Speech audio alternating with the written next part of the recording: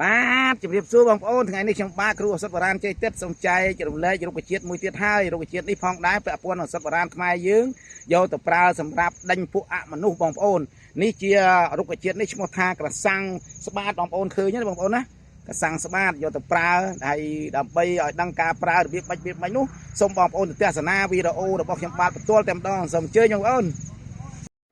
បាទបងប្អូនណាថ្ងៃនេះខ្ញុំបាទគ្រូអសិទ្ធបរាន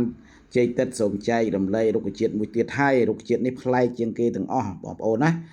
ថ្នាំអសិទ្ធបរានព្យាបាលជំងឺប៉ុន្តែរុក្ខជាតិនេះព្យាបាលខាងផ្លូវងឹតដូចជាពួកអមនុស្សជាដើមបងប្អូនហើយរុក្ខជាតិនេះផងដែរពាក់ព័ន្ធនឹងអសិទ្ធបរានខ្មែរយើងឈ្មោះថាក្រសាំងស្បាតចង់និយាយចឹងបងប្អូនមើលនេះខ្ញុំដាក់បិទឲ្យតិចឲ្យចិត្តទៅឃើញគេស្លឹកវាបងប្អូនហ្នឹងអត់ច្រឡំគ្នាទេបងប្អូនក្រសាំងយើងស្លឹកផ្សេងនេះកញ្ញាញ់ទូចហើយរុក្ខជាតិនេះដើមវាតែប៉ុណ្្នឹងបងប្អូនរយៈពេលប្រហែលជា8 9ឆ្នាំហើយណោះដើមទូចមួយហ្នឹងប៉ុន្តែអាយុកាលវាដុះមកយឺតណាស់បងប្អូនក្រសាំងស្បាតនេះហ៎បងប្អូនហើយពាក់ព័ន្ធនឹងអសិទ្ធបរានខ្មែរយើងត្រូវនឹងពួកអមនុស្សដូចជាបងប្អូនបេះមួយដៃទៅឬយកទៅបុកឲ្យល្អិតលាយជាមួយល្មៀងព្រៃយើងបងប្អូនល្មៀងព្រៃលាយបុកឲ្យលាយជាមួយគ្នាឲ្យល្អិតហើយបងប្អូនឲ្យដាក់ទឹកទៅលាបជាមួយនឹងមនុស្សដែលមានព្រាយមានបិសាចចូលពួកអមនុស្សនិយាយចឹងណាបងប្អូនបើមិនចឹងទេបងប្អូនលាយជាមួយស្រាយើងស្រាសណាបងប្អូនលាយឲ្យបានណឹបទៅកុំឲ្យវាខូចទុកឲ្យបានយូរហើយបងប្អូនយកទៅលាបទៅកាលណាលាបទៅបងប្អូនណាមនុស្សនឹងស្រែកយូក្តៅណាស់ចេញហើយខ្ញុំចេញហើយលែងនៅហើយអត់បាច់បល័យទេបងប្អូនសម្រាប់តែលាបពួកអមនុស្សឲ្យក្តៅកាហាយអន្ទះអន្ទែងមកសន្ធុះក្រោយមកឲ្យតែបានលាបជោគដល់ឧទាហរណ៍ថាកូនក្មេងឬក៏ព្រឹសចាស់ក៏ដោយលាបដល់ពងសពគ្រប់កលៀតពិសេសកលៀតពងលៀតអីហ្នឹងវានៅទៅឡែហ្នឹងពួកអមនុស្សលៀតឲ្យសពក្នុងឲ្យសពសារពាង្គកាយសូម្បីតែកលៀតកជីកលៀតក្លៀកក៏លាបដែរនឹងបានវាចេញដល់ពេលវារកកន្លែងណាចេញអស់រកកន្លែងណាជ្រៅមិនបានគឺវាចេញហ៎ពួកអមនុស្សហ្នឹងគេលាបហើយលោកគ្រូបញ្ជាក់ម្ដងទៀតបេះមួយដៃទៅបងប្អូនណាបុកលាយជាមួយល្មៀងព្រៃលោកគ្រូនិយាយ2 ដងឲ្យចាំហើយយកទៅលាបពួកអមនុស្សចូលដូចជាព្រាយដូចអីចឹងសម័យឥឡូវបងប្អូនណាគេមិនសូវជឿទេប៉ុន្តែលោកគ្រូជឿជាក់លោកគ្រូអត់ដែលជឿចឹងទេតែលោកគ្រូឃើញផ្ទាល់លោកគ្រូជឿទៅហើយដោយសារបទពិសោធន៍ឃើញផ្ទាល់បងប្អូនបានលោកគ្រូជឿពេលដែលវាបរះបរែងវាចង់រកចេញវាសំដែងរឹកឲ្យយើងមកឃើញមកប៉ិនមេដៃឬមេជើងស៊ុលនៅតាមស្បែកមនុស្សអ្នកជំងឺហ្នឹងណាហើយដល់ពេលវារត់ទៅណារួចច្រើនរួចយកអាហ្នឹងទៅចុចចំហ្នឹងយកអាការបុកលាបសាំងស្បាតហើយនឹងល្មៀងព្រៃហ្នឹងបងប្អូនបុកចុចឲ្យចំទៅស្រែកចាចទៀតចែកតែវារឹងក្បាលវាចែកតែ2 3 ដងគឺវាចេញហើយបងប្អូនអាហ្នឹងចេញបាត់ហើយលែងនៅហើយវាខ្លាចពួកអមនុស្សហ្នឹងខ្លាចអាកសាំងស្បាតហើយនឹងល្មៀងព្រៃហ្នឹងហើយមួយទៀតបងប្អូនណាបើសិនជាបងប្អូនមានកូនក្មេងយំបងប្អូនក្តាច់7 ត្រួយយកត្រួយវាហ្នឹងត្រួយកសាំងស្បាតហ្នឹងក្តាច់7 ត្រួយបងប្អូនទៅពៀឬបុកឲ្យល្អិតបងប្អូនស្ដោះពេលហើយយកមកដាក់មាត់ស្ដោះ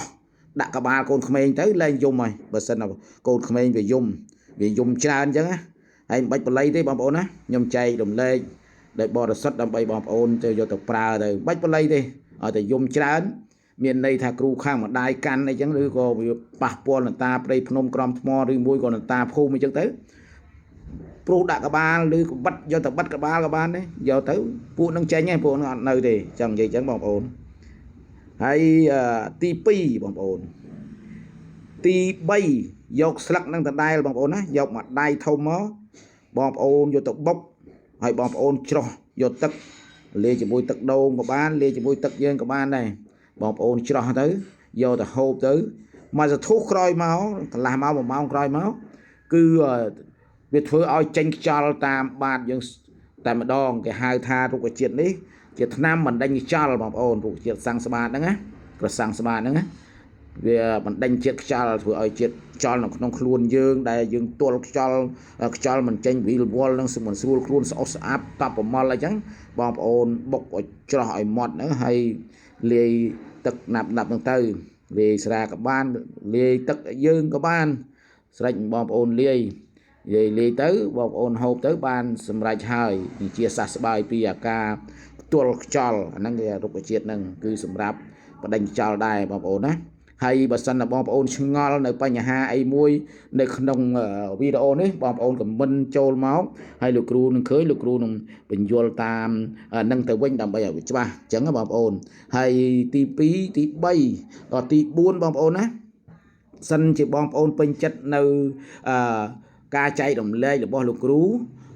សូមបងប្អូនចុច like ចុច share ចុច subscribe ឲ្យលោកគ្រូបានម្នាក់មួយបងប្អូនដើម្បីជួយលើកទឹកចិត្តលោកគ្រូដើម្បីឲ្យលោកគ្រូថ្ងៃក្រោយលោកគ្រូផ្ដិតរូបភាពរុក្ខជាតិផ្សេងពាក់ព័ន្ធនឹងជំងឺអាការៈដើម្បីវិជាបាលបងប្អូនហើយយកទៅប្រើប្រាស់ដើម្បីបងប្អូនចាំទៅបងប្អូនយកទៅប្រើប្រាស់ក្នុងគ្រួសារហើយវាអត់ចុះនឹងថវិកាក្នុងគ្រួសារយើងទេបងប្អូននៅនិគមជនបទផ្សេងអីឈឺជាដំបូងបងប្អូនយកទៅប្រើប្រាស់ទៅរុក្ខជាតិក្រៅពីរុក្ខជាតិហ្នឹងដូចជាថ្នាំកាពះពោះវៀនថ្នាំអីចឹងណាបងប្អូនឬដងបាតឬអីចឹងចង់និយាយចឹងណាហើយនៅទីបញ្ចប់នេះលោកគ្រូសូមបញ្ចប់សេចក្តីដ៏ខ្លីតែមុនបញ្ចប់សេចក្តីលោកគ្រូសូមថ្លែងអំណរអគុណយ៉ាងជ្រាលជ្រៅបងប្អូនដែលបានចូលមើលហើយចែករំលែកគ្នាតផងដើម្បីឲ្យមានបងប្អូនក្រោយបានមើលដែរបងប្អូនណាហើយសូមបួងសួងនៅវត្ថុទាំងឡាយក្នុងលោកមានព្រះអរិយបុគ្គលជាដើមសូមឲ្យព្រះអរិយបុគ្គលទាំងនោះថែរក្សាបងប្អូនម្យ៉ាងទៀតសូមអពរ4ប្រការគឺអាយុវណ្ណៈសុខៈពលៈកំបីគ្លៀងគ្លាតឡើយគណៈពេលនេះខ្ញុំបាទគ្រូអសុទ្ធបរានជ័យទឹកសូមគោរពសូមជម្រាបលា